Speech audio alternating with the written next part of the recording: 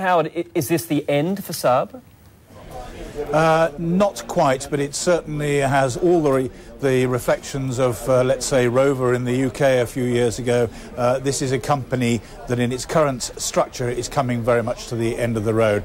My guess is that the brand will survive there, and we will see a change of ownership again at some point, and perhaps with the Saab brand moving to either Russia or to China. But for the moment, production is at an end. The whole thing has ground to a halt. There is no cash, as you say, no cash to pay the wages, and no cash to finance the business. And of course, 30,000 cars they made last year just isn't enough to cover the practicalities of the overheads of a company like this. Absolutely. I mean, this was a company that was sold for $400 million at the beginning of 2010. And now the owners are talking to the Chinese companies you mentioned. There are two Chinese companies involved looking at taking control of this company. Is that likely to go on? Do the Chinese still want to take this brand, do you think?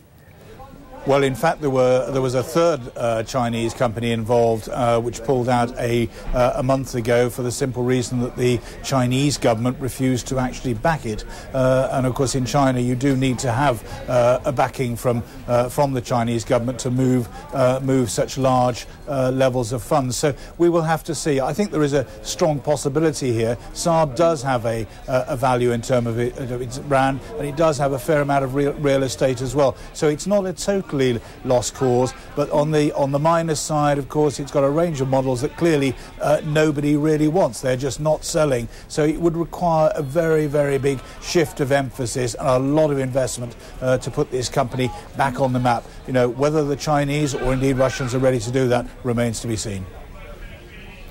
Back in the 1980s, and I remember this being in Australia, Saab was a premium brand. Everybody wanted to buy a Saab. It looked good, it went well, it had the turbocharge. What went wrong at Saab? How did things sort of divert so badly? You're absolutely right.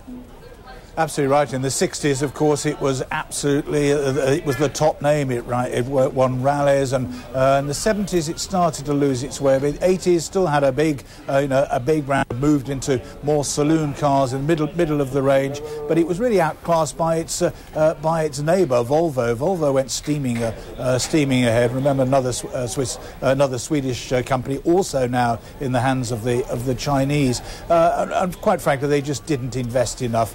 GM owned them for around about 18 years. It was a rope around GM's neck for the whole of that time. They couldn't get rid of it fast enough when they sold it to Spiker 18 months ago.